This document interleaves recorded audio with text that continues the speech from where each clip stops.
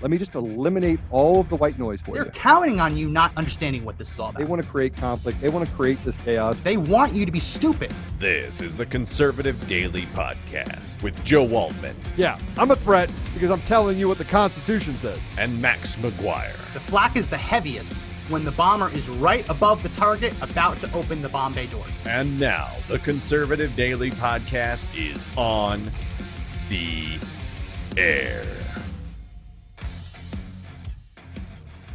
Welcome to another edition of the Conservative Daily Podcast. My name is Max McGuire. Happy Friday, TGIF. We made it.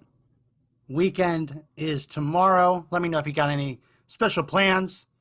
Again, like always, I like to live vicariously through all of your much more interesting lives. So let me know what your plans are for the weekend in the comment section so I can dream about doing something as exciting as you. Lots to go over today. It is Open Line Friday. We're going to take the calls in the evening hour, if that's okay. Evening hour will be completely open line, so make sure you come back for that. Talk about whatever you want. But in this first hour, we have a special guest, Martin Hyde. He's running for Congress in Florida's 16th Congressional District, Sarasota area. And so we'll welcome him onto the show now. Martin, welcome. Hey, good morning. How you guys doing? Pretty good. So rather than read your bio, what we always like to do is we like to give the guest a little bit of time to introduce themselves to the audience. So the floor is yours, Martin. Oh, it won't take long. You know, a lot of people have an elevator speech and, you know, it depends whether it's 50 stories or 3 stories. My mother told me self-praise is no praise and, you know, she'll be on the phone and posting texts if I say too much positive about myself. In real simple terms, I've been here for nearly 25 years. I came here because I love America, because I love freedom. We've had it challenged over the last 10 or 15 years, and I run a business. We've been successful. I'm grateful to be an American citizen. I'm grateful for the life that I've got, and I want to make sure that my 4 kids have the opportunity to have the opportunities that I've had. Running for Congress, you know, these people aren't my kind of people. You know, people often say I'm not a politician. I'm political, but I'm not a politician because these people have decided to make a career of it. I just want to break the cycle. We have a complete rhino down here. We'll talk about him later. A guy that voted to stay in the climate accord, a guy who voted to certify a fraudulent election. But there are a lot of other local issues, and you need somebody with thick skin or who's a little bit thick, and I have both. So I'm here, and I'm going to fight for everything that I hold dear in this country. So I got to ask it. Let's get it out of the way. It's not often Yeah. that you see someone running for Congress on the Gulf Coast of Florida with a British accent. Explain your story when you came to America. I mean, it's unique. So talk about that. Well, it is. You know, Ilhan Omar decided to come here from Somalia and tell us which end is up. You know, I followed, you know, we lost this country 240 odd years ago. We're coming back to stake it back by stealth. But in truth, it's a lot simpler than that. You know, I grew up watching American television. The first time I came here was at the late 70s as a kid, and going into a Howard Johnson, and, you know, everything was bigger. The streets were bigger. The cars were bigger. It had AC. It had a million things that we didn't really have. And I always dreamed of coming here. My parents had a place here. We used to come here in the winter to Florida. When I came to live here nearly 25 years ago, I had to learn to speak American. You know, I used to tell people I was going to come and knock them up in the morning, and that didn't go down too well. I did mean I was going to knock on their door, not impregnate them. But notwithstanding that, it's been a real journey, and I obviously I have an accent, but arguably I'm more American than a lot of Americans. Most people don't value things they didn't earn for themselves. I earned the right to be a citizen. I spent the first 5 years here unable to vote. I had to pay my taxes, and I had to learn the Constitution. And I've seen that and understand the Bill of Rights, and I don't think everybody in this country realizes what a privilege it is. We've had 18 months of lockdown, and we've had a tremendous amount of freedoms taken away, and it seems to me a lot of people have tolerated that. And now we're talking about people like Biden considering the possibility of taking someone's job away if they won't take a jab, telling kids that they can go and get inoculated without their parents' consent. Yeah, these are just egregious stomps. Today is Constitution Day. I know you know that. It's the anniversary of the day when people actually put these rights and enshrined them, our founding fathers, and people have often criticized it. As far as I'm concerned, it's a divine document. It is what it says it is. And the reason I came is because it exists, and the reason I'm running now is because I'm very concerned that too many people are disregarding it and think that it's just a suggestion. It is the law of the land, and I'm going to make sure that we follow it. Yeah. So I think it's funny, the idea of this being the long con, that the Brits are coming back. Congressional district by congressional district. It's the longest of the cons. Yeah, it's a long con. Having a British accent is a funny thing down here in Florida. It's kind of quaint. There aren't tremendous amount of us. There's more than you might think, but I consider myself, for want of a better term, an honorary redneck. I'm a very much a Southern boy. I've seen what's happened on both coasts. Indeed, where you are, even this woke virus has been spreading. Forget coronavirus, woke virus has been spreading throughout this country for what? More than 10 years since Oprah came up with that ridiculous term. And, it's pernicious. It's serious. People talk about drinking the Kool-Aid. Millions and millions of people. It's been done by stealth. And it needs people like yourself and people like myself and as many people as we can round up to wake up before it's too late. Well, I mean, that's what we all hope. People wake up before it's too late. And I'll tell you, I think what's been so good to see is you mentioned when you were describing your run for Congress that at the end of the day, all politics is local, right? I mean, even if you're going to run for president, even if you're going to run for Congress, people want you to fix their local problems, whether you have the ability to in that office or not. They want you to care about their local problems. And what we've seen over the past year plus is a reawakening of conservatives becoming interested in local politics. I mean, conservatives have always been interested in local politics, right? They vote more often in local elections than Democrats do. But when it comes to things like school boards, school board meetings, school board races, we've seen a real reawakening. And what I've loved about it is that it's not even all just parents. You're seeing grandparents going to school board meetings. You're seeing aunts, uncles going to school board meetings. Even people who don't have kids. They're just that concerned about what's going on in the schools, because obviously you realize even if you don't have kids, what the kids learn in the school affects your life, right? If the kids aren't being taught right and they're out graffitiing walls or whatever, right, that affects other people whether they have kids or not. In Florida especially, when it comes to school board meetings, races, we've seen this huge fight over pandemic-related stuff in the schools. Is that happening in Saratoga too? Oh, absolutely. We have a school board here. Most of these school board elections here in Florida are allegedly nonpartisan, which is a way that you get backdoor leftists.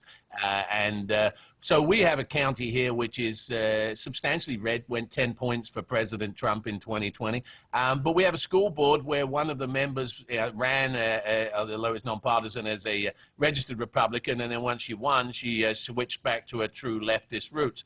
And what we've got 67 counties in Florida, but eight or nine of them enacted mask mandates without a parental opt-out. We have a Bill of Rights here in Florida for parents, which gives people, continues inalienable, as far as I'm concerned, parental rights enshrined in law. And these people ignored it. They came up with a mask mandate, and we all know, and we've talked about the efficacy or otherwise of face diapers anyway, but we're talking about a school board that just flew in the face. We had rancorous public meetings. This is, as you rightly said, a national phenomenon. Mad moms, mad dads, and we are mad. We're mad as heck because you step between a mama bear and a cub, and she's going to get upset. And as a father, I am upset too. So we went to the meetings. We had We had, our say. They didn't take any notice. They passed a mandate without medical exemption, with a parental exemption. So the only exemption available was a medical one. So initially, a few local people signed medical waivers for their patients, but they moved the goalposts and they changed the requirements for who could actually sign those. So last Sunday, we had an event we arranged in Venice, just south part of a county here, where we had medical doctors. We had the opportunity for people to come to be examined to see whether their kids qualified for a medical mask exemption. We thought we'd get a few hundred. We were going to start at noon. The car park was full by 10:30, and we were there till midnight. We had thousands of people. We have drone video that shows traffic going back for hours, and it was a fantastic thing. People had the opportunity to see that there were other like-minded people, and this is kind of the message that we're trying to share, that local action does make a difference. We actually managed to push back on this school board, and now there are thousands of kids in Sarasota County who can breathe and smile where they wouldn't have otherwise been able to do so. I'm sure you've seen this. If we put up my screen, Mr. Bruce, this just happened yesterday. A 2-year-old was kicked off of an American Airlines flight because the 2-year-old was not in compliance with their mask rule, but the 2-year-old was having an asthma attack, hyperventilating. You can see on this left picture right here, the mother tried to put the mask on her, and if we don't have the video, it's heartbreaking. The child's just completely hyperventilating. There you can see her actually taking the medication. They escorted her off the plane with police. Well, you know what was extraordinary about that, if you see the video, which of course you have, is that there were a bunch of leftists on that flight that were cheering on the ground crew. Yeah. Unbelievable. Would they have been happy if they'd have put something over the kid and choked her to death? I mean, how can people suspend their judgment like this? You've got a 2-year-old kid who doesn't want to be. Anybody who's ever had a kid has to understand that. And this notion that the 2-year-old is a threat, and this nonsense that you hear about, wow, what about other people? Well, what about them? This kid's 2 years old. I don't understand how it ever came to this, but we need to rise up. Someone mentioned earlier about in other countries, people would be out there with the heads of these people on pikes, like the French Revolution. I'm not sure we're not there. I mean, we can talk about it, but like we did last Sunday, I think that it's time for people to rise up. And, the word that is a real simple one. There's 330 million people in this country. If enough people say no, it doesn't really matter what Joe says. It ain't happening. We just have to turn around and say, sorry, mate, it ain't happening. And if we do that enough and collectively, things will have to change. And, if they want to turn up at my house and tell me that they've got a needle for me, I got something for them too. It's called the Second Amendment, and they won't be leaving in the same shape they got there. So, I mean, that American Airlines story, if you actually read the statement that they put out, they rebooked the woman. They rebooked the woman on another flight. Typically, you don't see people who get kicked off of a plane immediately get rebooked on another flight. So they kind of admit that they were wrong. Well, admitting they're wrong, and I think anybody that was on that plane that didn't stand up and get off with us should be ashamed of themselves. It's just so outrageous. Who on earth would allow a woman with a toddler, to be manhandled by a flight crew? What was the fear? What was the danger? If you're that scared of picking up COVID, then don't get on the bloody plane. Yeah, no. So it seems like that young child should have had, if not a complete medical exemption, at least some deference, right? And I think that's most of the problem. You talked about how the liberals were cheering them on, videoing it like, oh yeah, we're going to get her off. Like, people actually excited over the fact that this toddler is being escorted off the plane by cops. I mean, it's insanity, but there's no deference. There's no deference to the idea that people could have a medical condition that makes it harder to breathe through 3-ply masks, right? Or that people have a medical condition that makes it more dangerous to get vaccinated in any vaccine, right? People don't care. But could They don't care at all. you you couldn't have a better picture and image of why progressive policies and so-called inclusive people is a complete lie. It's a progression to hell in a handbasket. And they're not inclusive. They'll include you if you're on their side. And they literally mean you harm if you don't. You know, I've seen all kinds of posts, you know, these keyboard warriors on social media, openly stating that they hope that people not wearing masks die. And it's like, get some perspective here, you know. And maybe they're just that stupid and they've just drunk so much of this Kool-Aid that they don't understand the bizarre nature of the way that they're talking. These are people that tell you there are 15 genders and we should include everybody, but they're also suggesting that anybody that's a conservative and that isn't wanting to live like Anthony Fauci wants us to live should actually die. And you know, you got a president of the United States that said the other day, quite bizarrely, that he's losing patience with governors and citizens that aren't agreeing with him. Well, you know what? I'm losing patience with him. Yeah. Yeah, I'm going to see if I can find it. It was a couple days ago. There was a sometimes I like to go on leftist Twitter just to see what they're talking about. And there was a woman in Australia who said she was stuck in a different whatever the province, county, and she was with her kid when the lockdown happened. She was stuck in a different area of the country, and she was asking for advice on how can I get across the state lines back to my home because I'm stuck. I can't afford to just live in a motel indefinitely, and I have my kids. People then forwarded the tweet to the police. I mean, this is someone just talking online about how she just wants to go home, and the leftists are on there actually warning police, like literally tagging them in it, saying, hey, police, check this out. She's trying to go home. Oh, you know, you can't make it up. You know, if you look back to the 30s in Germany, this is exactly what you do. You had to report your neighbors to the SS, and, you know, that's how you elevated yourself in your community. You know, people said, you know, how did it happen in Germany? There were millions of people goose-stepping down the Strasse, and the people who weren't wearing uniform were standing on the sides egging them on. And, you know, you look and you say, well, how does this happen? And it happens out of fear. It's coercement and bullying. I saw a documentary on that the other day, and they were talking about the survivors of the Nazi movement and how they felt about it. And they weren't really equivocating. They were just saying, well, you know, I mean, we saw all the propaganda, the Jews, the gypsies, and whatever else, and everybody else was in favor of it, so we just went along. And I don't see any distinction that makes it different now.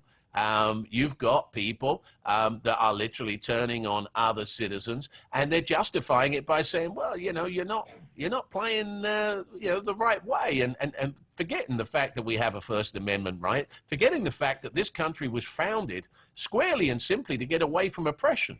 And here we are 245 years later basically endorsing it and saying, if you don't agree with us, we're going to exterminate you. This is really a critical moment in our history. We have to fight back, and I mean fight. Yeah. I'll tell you, your ancestors might have had it right when they predicted that Australia would be nothing more than a gigantic prison, because today Australia is the only prison that can be seen from space. The entire country has become a prison. Everybody used to think it was cool to be Australian. You remember Crocodile Dundee and, you know, drinking beer Buckknife. and where men wwere men and all that. Yeah. And suddenly they're woke. It's like the, you know, the armed services in this country. You know, I'm a massive supporter of the men and women in uniform, but you look at these people like Millie there and, you know, the pure politicians, and they spend more time concerning themselves with, you know, inclusive culture than how to defend this country. It's quite extraordinary.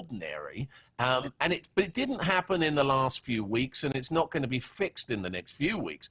What we have to do is we have to take both houses back next year. Then we can work on impeaching Joe, and then after that, it's not so very long. It seems a way off, but in not so very long, where I hope and I pray that we'll bring back President Trump for what it will be arguably his third electoral victory. I think 2022 is going to be huge for us, and I think 2024 is going to be the beginning of a new dawn in this country because we've had a taste.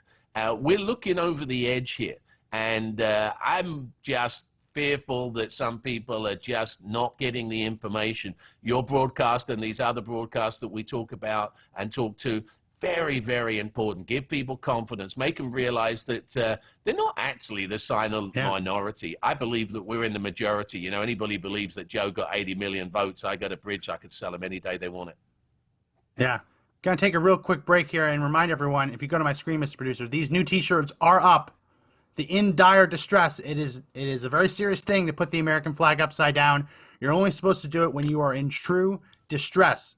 Well, we are as a country. And the whole purpose behind this shirt, which you can find on store.conservative-daily.com, is as a conversation starter. People are going to say, hey, why is that flag upside down? And that gives you an opportunity to just unload and say, well, how much time you got? How much is wrong with the country? So the link is in the description. Check out this shirt. It's available in black, white, red, gray, and navy. And check out the rest of the store too. But yeah, In Dire Distress shirts are now up. So yeah, you can go ahead and take down my screen now. So you just mentioned, Martin, we're here with Martin Hyde, running for Congress in the 16th Congressional District of Florida. You mentioned that we need to take back both chambers. I think it's more than that, because just having a Republican as the Speaker of the House and a Republican as the Majority Leader isn't going to get it done. You're running against a Republican, so obviously you believe the same, that it's not enough just to elect people with R's next to their name. They actually have to live and breathe conservatism. Talk about your opponent, the incumbent, and why you think it's so important for him to be voted out. Well, you know, we call him Left Turn Vern. His name's Vern Buchanan. We call him Left Turn Vern because this is a guy that has gradually moved more and more and become more and more aggressive because nobody's run against him in a primary. And he's showing his true roots. You know, he's a car dealer, so, you know, you can take that for what it's worth. But look at what he's done. He voted with just 3 Republicans that voted to stay in the Paris Climate Accord in 2019. He was one of them. There were just 8 Republicans who voted recently for HB 8, which is a background bill on guns. He was one of them. He voted to certify a fraudulent election. He was sent out a tweet that night railing against those of us that were there on January the 6th. I was there on January the 6th. I didn't get inside and get Pelosi's lectern, although if I'd have known it was there, I would have done. But the fact is that they're not even pretending anymore. You know, just put an R after your name. It's sort of a polite small R. And what's wicked is that they're doing it for the prestige. They're doing it because it makes them feel important. But there's much more important things than me. This is about representative government. This is about making sure that we actually get back to what the business of America is. And the business of America is not telling Americans how to live. It's getting out of the way and making sure that Americans have the opportunities to do the things that they want to do. You know, Reagan was right. Government is not the answer. Government is part of the problem. And, you know, these faux Republicans and, you know, people say, well, don't you like Vern Buchanan? I could care less about Vern Buchanan, but I hate his ideals. I hate his policies. And are we going to run him out of office? We're going to run him out good and proper. I don't know how many votes he gets. I mean, how many his family is and what the people he's got in his pocket. But I don't think it'd be an awful lot. 2022 is going to be the year of conservatives. It's going to be the year of America first. We're the kind of people that believe that General Flynn was a hero, was a victim of a leftist attack. We're the people that believe that we got conned over the pandemic. We don't necessarily disbelieve that it exists. We believe that most of the measures that they came about were with an attempt to take Donald Trump out of the White House and to win an election fraudulently. And we're going to make them pay for that. We're going to make them pay big. Whatever they did to Donald Trump, we're not going to play flag football anymore. We're going to play full contact. We're going to sack the quarterback and we're going to stomp him into the ground. You might be the only Brit who understands the rules of American football. So congratulations. Yeah, I used to be a professional soccer player. I was a terrible one, but I was a goalkeeper. So I got stomped into the ground enough times to know how it feels, and that's what we're going to do to the liberals. You goalkeepers, you take a lot of abuse playing soccer. Well, yeah, I did, especially from my own fans when I let goals in. But, you know, I was such a great soccer player that I'm here today in front of you running for Congress. But the main thing here We always have to take the personalities out. This is not about Martin Hyde. This is not about anybody else. This is about making sure that every district in America has the opportunity to vote a true conservative into office, because that's what people want. You know, people don't want somebody that equivocates and says, well, I want to hear what the other side have to say. I don't need to go to jail to listen to the criminals and come out and say, well, maybe they've got a point. They're locked up for a reason. And as far as I'm concerned, the liberals have got bad ideas and bad policies. And the only reason I'll cross the aisle is to yell at them. Well, so we talked a little bit about Australia. Over the past year, it's been interesting to watch what the other Commonwealth nations, what Canada, the UK, Australia have done, because it's likely a precursor of what would happen here if we don't stop them. What's been very interesting, though, to watch in the UK is almost the opposite. Now, UK still has a bunch of problems they have to work through, but the Conservative Party, the Tories, they were preparing to push through a vaccine passport mandate for public gatherings, going to pubs. They were literally about to do it after promising for a year that they wouldn't. And there were legitimate protests that stopped it, which I think is incredible, because you talk about it, you can't just be a little R. I mean, that's what the Conservative Party in the UK has been for a while now, just a little R. They say that and obviously the Conservative Party is different than the Republican Party here, but every time I turn around, it's like they're acting like liberals. What do you think Americans can learn from that? Because even if it's just a small victory, it's important. Well, it is a small victory, but it's an important one. And if you go back to 2016, I could have told you that President Trump was going to win because of what happened in the UK that summer. You know, both political parties wanted to stay in the European Union, but the Brexit movement, which was told it was cranks, it was underfunded and whatever else, the British people overwhelmingly said, no, we don't want to be part of Europe, we're British. And they were shocked at that. And then, of course, the same thing with President Trump. You know, they tried to diminish him and make him out to be a bunch of things. And the American people said, you know what, we don't care. We don't want Hillary.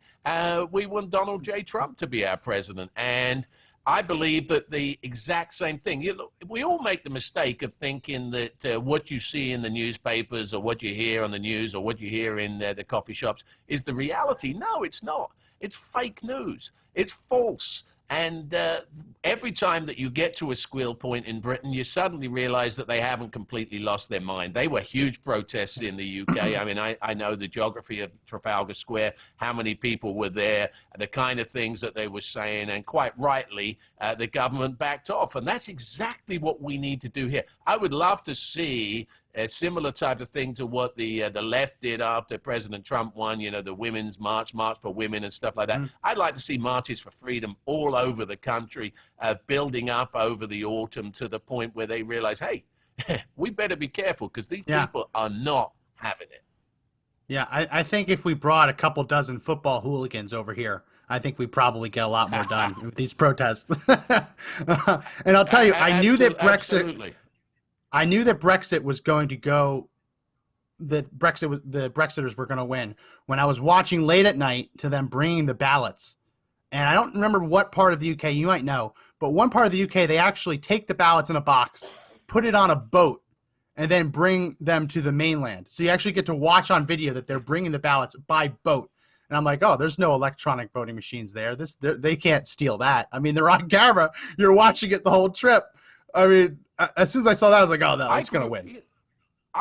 I grew up with that, you know. That's exactly right. You watch them, they tip the ballot boxes out with the paper ballots, and there's very little you can do about that. You know, no hanging chads, just a straight X in a box.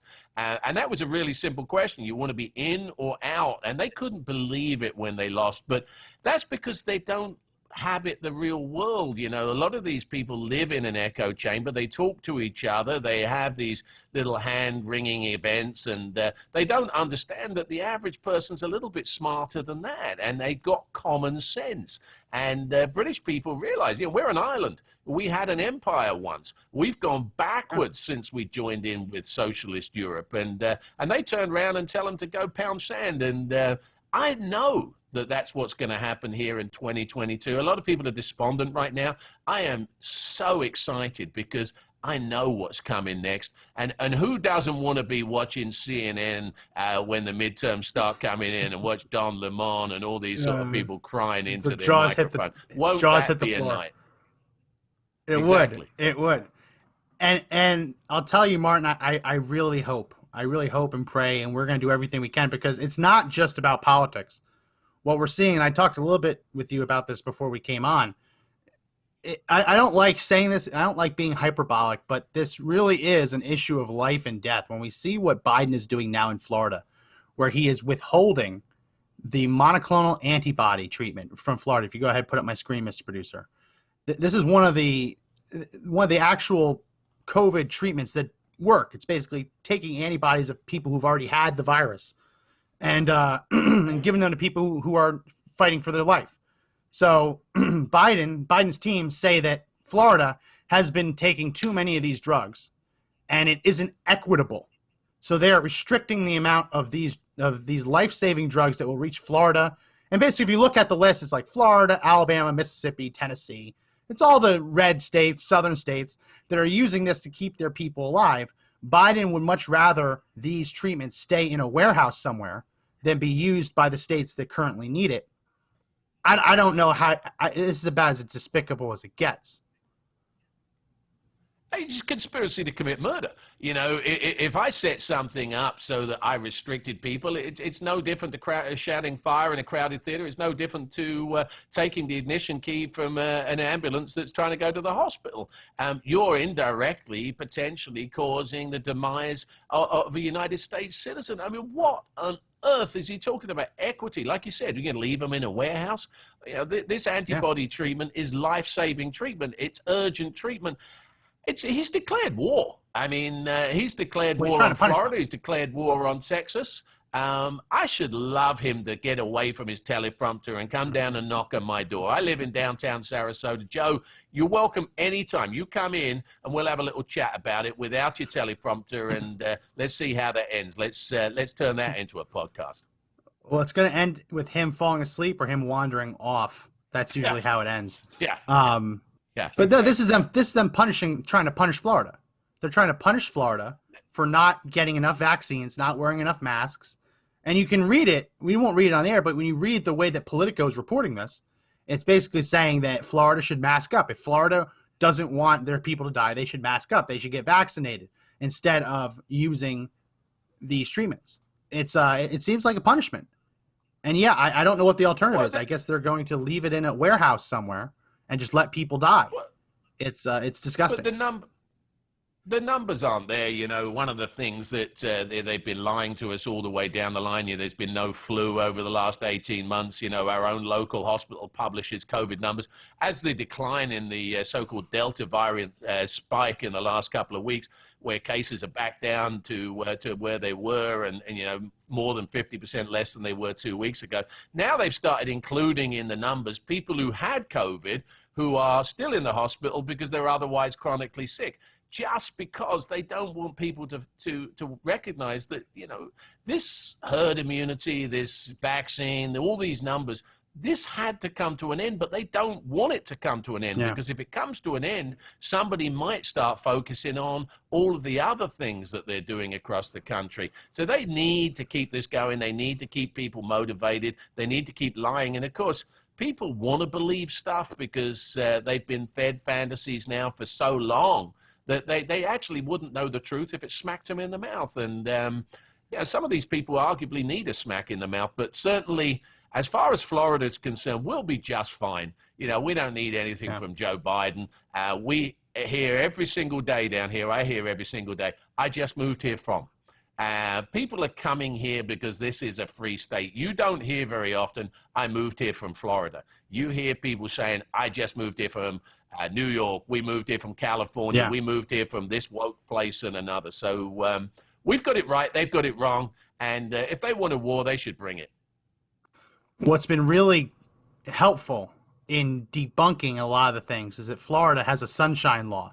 So pretty much anything that's a government document that doesn't involve sexual assault or some kind of crime involving children, and unless it's like truly something really classified or dangerous, everything should be publicly available for journalists, for civilians if they want to see what's going on, because the idea being sunlight is the best disinfectant for corruption. And we've been able to use the sunshine laws in Florida to look at the actual COVID death numbers. And that's how we were able to find different coroners labeling something as a COVID death when it shouldn't have been. Like, and all the examples I can cite are in Florida. A guy was on a roof. He was a roofer replacing the house's roof shingles.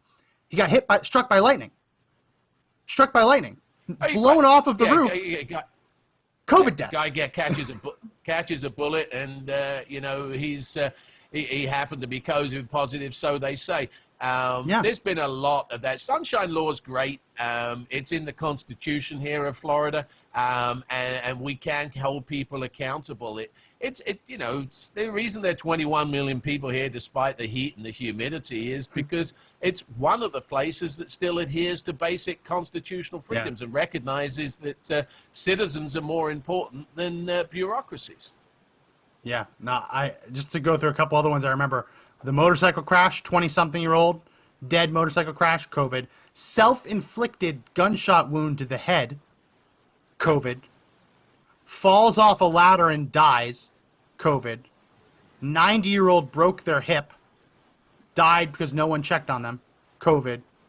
I mean, it's insane. And we're seeing the same deal now happening with hospitalizations, right? That's been the one constant that has been the same throughout this entire thing. Well, if people are really sick, then they go to the hospital, and that's a number you can kind of use to track the deaths. We know that they've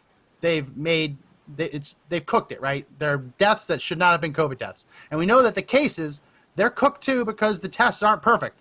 The hospitalizations used to be the constant, but now we're seeing the hospitalizations include people who are asymptomatic. So they go to the hospital to have some other type of routine surgery. They give them the COVID test. They test positive. So it doesn't matter that they're going in to have their tonsils out, right? They tested positive for COVID. Oh, no, it's a COVID hospitalization. Nearly half of the COVID hospitalizations now are asymptomatic or minor symptoms. You know the phrase, there's lies, there's damn lies, and then there's statistics. One of the things that's been overlooked is that if everybody lives around about 80 years in this country as an average, that means that around about 0.1% die every month. So that means that 330 million people, around about 330,000 people die every single month, every single year, forever in this country. Now, that's 3.6 million a year over 20 months. You're talking about 6 plus 7 nearly million people. If we even agreed that nearly 700 people died while they're corona positive, that still means 9 out of 10 people died from something else. And arguably, as you rightly said, a lot of the people that died would have died from something else too. So this false flag, this ability to take away your freedoms, all on the basis that the boogeyman's going to come and get you, and that this is a virus of conservatives, and that they're super spreaders. It's so wicked of a lie. I don't know how they go out. Maybe that's why they wear masks, so we can't identify them. Yeah, I mean, you said it right, and any loss of life is terrible. But I think, I hope, after this, there's a real accounting done to find just how many people were truly terminal. I mean, even when COVID-19 went through the nursing homes in New York, what Cuomo did, actually putting nursing home patients in New York, it was terrible, right? COVID positive patients in the New York nursing homes, that was terrible. He intentionally brought it in to the nursing homes. But there are people in nursing homes who knew they were never getting out. They knew people who had cancer, terminal diagnoses, right? Lung cancer. And many of them probably did die from COVID. And yet, I guess, COVID killed them. But I think I hope there's going to be a real accounting done to see just how many people were in the process of dying from something else. I'm not saying it's just someone had diabetes and they could have managed it for 40 years. I'm talking about people who were literally dying and COVID got them first. Again, any loss of life is terrible, but I think that's going to be another part of these cooked numbers that we're going to have to look at in the years to come. I agree. I mean, I live almost directly opposite a nursing home, and it's like the dawn chorus every single day. for all the years I've lived there, you see red lights there because that's the nature of it. You know, we're all going to end the same way at some point. By the time you go into a nursing home, you probably don't have 20 years left. No one's minimizing illness, and no one is wishing anybody an early demise. But this argument that somehow you're going to change it and everybody's going to live forever, that's not true either. There's only one guy that ever did that 2,000 years ago, and everybody else has to face the reality of their mortality. And what and they're he still had selling to here die. is a lie. Well, he no, still that's had what to I'm die. saying. He's still with us. But I'm saying he's still with us. But that's just one guy 2,000 odd years ago. I'm talking about the vast majority of the rest of us aren't going to survive the mortal coil. So if you're 80, 85 years old and you want another 6 months, God bless you. That's great. But if you haven't got it done in the first 80, 85 years, you probably ain't going to do that much better going forward anyway. I think that what we're talking about here, when they talk about kids and they talk about schools, something that very important to remember. My youngest son is 13. He's had what will be, he's into the third school year now, interrupted by the fact that he can't see his teacher's facial expression. He can't see his friend's facial expression. Freud told us what happens when adults grow up, and what happened in their childhood stays with them forever. If you don't think that 3 school years interrupted won't have an effect on this generation of people, you'd be sadly wrong. And a big thing of what I'm saying here is that we absolutely can't. This is an emergency in that sense alone. It's a false flag to say that this is about kids. It's not about kids. It's about control. It's about their desperate need to stay in the news cycle on something that they figure works in their favor. But in the meantime, they're ruining kids' lives. They're adding to mental health issues, depression, and they're restricting their ability to communicate. So this is a very serious thing. And anybody that says, well, what do you care about everybody else? I care just as much as anybody else does.